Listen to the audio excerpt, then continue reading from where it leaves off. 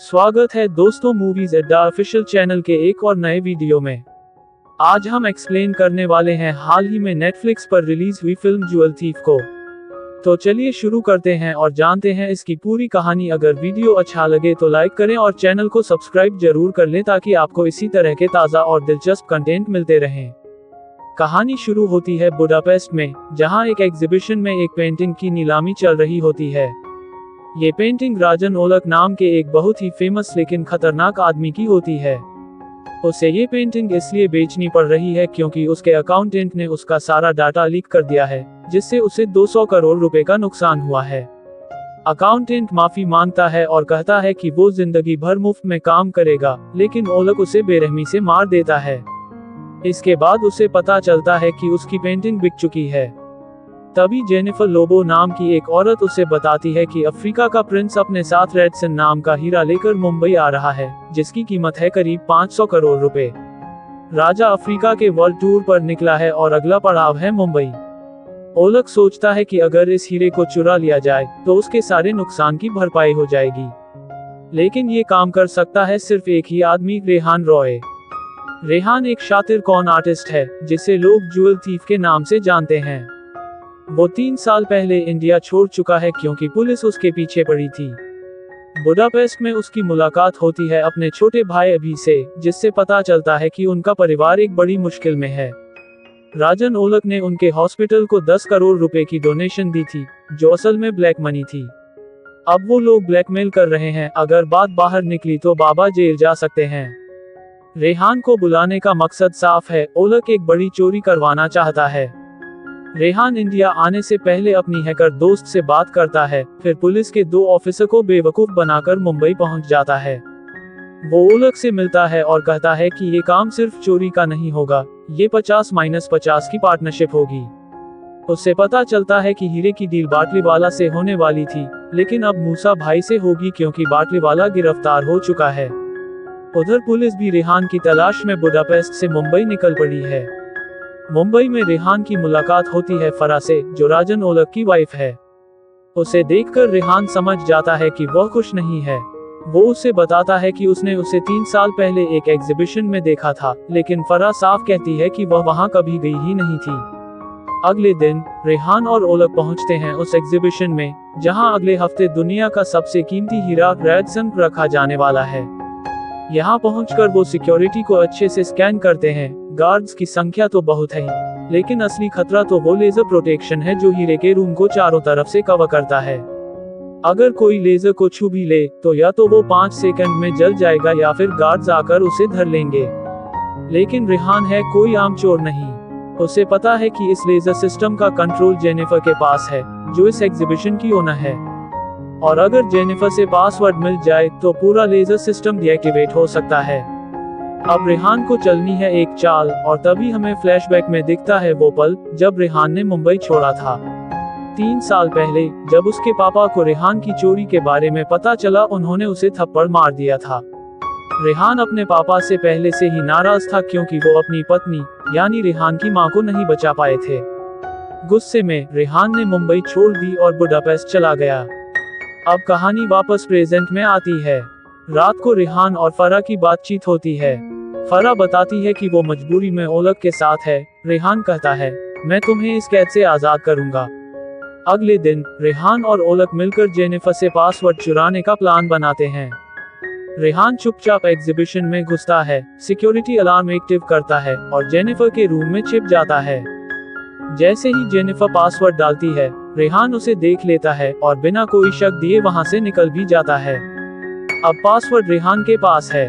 चोरी में सिर्फ 2 दिन बाकी हैं। ओलक मूसा भाई से डील की बात करता है, लेकिन मूसा भाई ओलक पर भरोसा नहीं करते। वो साफ कहते हैं, अगर कोई गड़बड़ हुई जान ले लेंगे। उधर रेहान और फरा एक दूसरे के करीब आते जा रहे हैं। रेहान वादा करता है, हीरा भी मैं ही लाऊंगा और तुम्हें इस बंधन से भी आजाद करूंगा। रात को रेहान अपनी हैकर दोस्त से मिलता है, लेकिन तभी पुलिस ऑफिसर विक्रम सर को रेहान के बारे में जानकारी मिल जाती है। वो अपार्टमेंट पर रेड करते हैं। रेहान वहां नहीं होता, लेकिन उन्हें एक कागज पर जेनिफर का पासवर्ड मिल जाता है। अब विक्रम सर जाते हैं जेनिफर के पास और कहते हैं, आपके एग्जीबिशन में चोरी होने वाली है। जेनिफर शॉक में आ जाती है, लेकिन विक्रम सर कहते हैं पासवर्ड मत बदलो। मैं चाहता हूँ रेहान चोरी करने आए और हम उसे रंगे हाथ पकड़ें। दूसरे दिन रेहान प्लान के मुताबिक एग्जीबिशन में पहुंचता है, लेकिन इस बार फ्रंट डोर नहीं, टनल के जरिए। जैसे ही वो अंदर घुसता है, उसे फौरन एहसास हो जाता है कि कुछ गड़बड़ है। और सच में विक्रम सर पूरी फोर्स के साथ उसे घेर लेते हैं। लेकिन रेहान कोई मामूली खिलाड़ी नहीं, वो विक्रम सर से भिड़ता है और रैटसन तो नहीं चुरा पाता, लेकिन खुद को बचाकर वहां से निकल जाता है। अब ओलग गुस्से में पागल हो चुका है, क्योंकि मूसा भाई से उसकी डील खतरे में है। वो रेहान को बुरी तरह पीटता है, लेकिन रेहान कहता है मौका दो, अब भी रैटसन चुराया जा सकता है। अब कहानी एक नए मोड़ पर आ जाती है। एग्जीबिशन की चोरी की खबर अफ्रीकी राजा तक पहुंच जाती है। वो तय करता है कि अब ये हीरा MI6 की सिक्योरिटी के साथ लंदन में रखा जाएगा। अब रेहान को लंदन जाकर रैटसन चुराना होगा, और यहीं से शुरू होती है असली जंग। रेहान सबसे पहले अपने पिताजी से मिलने जाता है और भावुक होकर कहता है कि इन 3 सालों में उसने उन्हें और अपनी माँ को बहुत याद किया है। भले ही उन्होंने उसे याद न किया हो, लेकिन रेहान ने कभी उन्हें भुलाया नहीं। जवाब में उसके पिता भी बताते हैं कि उन्होंने भी रेहान को हमेशा याद किया। इसके बाद अफ्रीका का राजा रैटसन को लंदन ले जाने के लिए अपने प्राइवेट जेट में बैठता है, लेकिन जेट में तकनीकी खराबी आ जाने के कारण उसे आम लोगों के साथ यात्रा करनी पड़ती है। उसी प्लेन में रैटसन नाम का कीमती हीरा एक वॉल्ट में रखा गया है। प्लान के मुताबिक लंदन पहुंचते ही यह हीरा MI6 की सुरक्षा में चला जाएगा, जहां से इसे चुराना नामुमकिन है। यही वजह है कि रेहान ने प्लान बनाया कि वह इस हीरे को यात्रा के दौरान ही चुराएगा। उसके साथ ओलाक, फरा और सलीम भी थे, लेकिन इस प्लान की भनक विक्रम को लग जाती है, जो अपने दोस्त मोटा भाई की मदद से लंदन के लिए निकल पड़ता है। सफर के दौरान फरा एयर होस्टेस बनकर राजा के पास जाती है और उसे रुमाल थमाकर बेहोश कर देती है। धीरे धीरे वह बाकी सिक्योरिटी गार्ड्स को भी बेहोश कर देती है।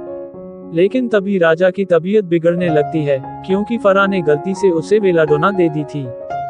डॉक्टर को बुलाया जाता है, जो और कोई नहीं बल्कि रेहान ही होता है।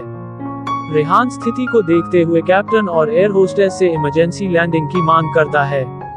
प्लेन को इस्तांबुल में लैंड करना तय होता है, क्योंकि वहीं पास में मूसा की जगह है। इसी बीच रेहान वॉल्ट से हीरा चुराने की कोशिश करता है। तभी राजा का पर्सनल बॉडीगार्ड आ जाता है, लेकिन रेहान और ओलाक मिलकर उसे हरा देते हैं। रेहान वॉल्ट खोलकर रैटसन को निकाल लेता है और फ्लाइट इस्तांबुल के सेंट्रल पार्क में लैंड कर जाती है। यहाँ से सब चुपचाप भाग निकलते हैं। ओलाक रैटसन मूसा को सौंप देता है और मूसा बहुत खुश होता है। लेकिन अब मूसा चाहता है कि रेहान को भी रास्ते से हटा दिया जाए, ताकि ओलाक और मूसा आधा आधा हिस्सा बांट सकें। रेहान चाहता है कि फरा उसके साथ चले, लेकिन फरा मजबूर है, क्योंकि ओलाक बहुत खतरनाक है। बाद में रेहान ओलाक से मिलता है, जो उसे जहर देने की कोशिश करता है। लेकिन रेहान पहले से तैयार था और बताता है कि असली हीरा तो उसी के पास है, मूसा को दिया गया हीरा नकली है। रेहान बताता है कि उसने प्लेन में ही असली हीरा बदल दिया था। ये सुनकर ओलाक गुस्से में रेहान पर हमला करता है, लेकिन उल्टा खुद बुरी तरह पिट जाता है। जाते समय रेहान गैस की पाइप खोलकर चला जाता है। थोड़ी देर बाद मूसा आता है और जैसे ही वह सिगरेट जलाता है, वहां जोरदार धमाका होता है। फिल्म के अंत में हम देखते हैं कि रेहान और फरा अब एक साथ हैं और पूरी दुनिया घूमना चाहते हैं। फरा उसे अगले मिशन के बारे में भी बता देती है। आखिर में खुलासा होता है कि विक्रम भी रेहान का ही साथी था और यह सब एक प्लान का हिस्सा था। फिल्म यहीं खत्म होती है और यह भी बताया जाता है कि इसका दूसरा भाग भी जल्द ही आने वाला है। अगर आपको ये वीडियो पसंद आया हो, तो प्लीज लाइक करें, चैनल को सब्सक्राइब करें और कमेंट करके बताएं कि आपको सबसे अच्छा हिस्सा कौन सा लगा। मिलते हैं अगली धमाकेदार वीडियो के साथ। धन्यवाद।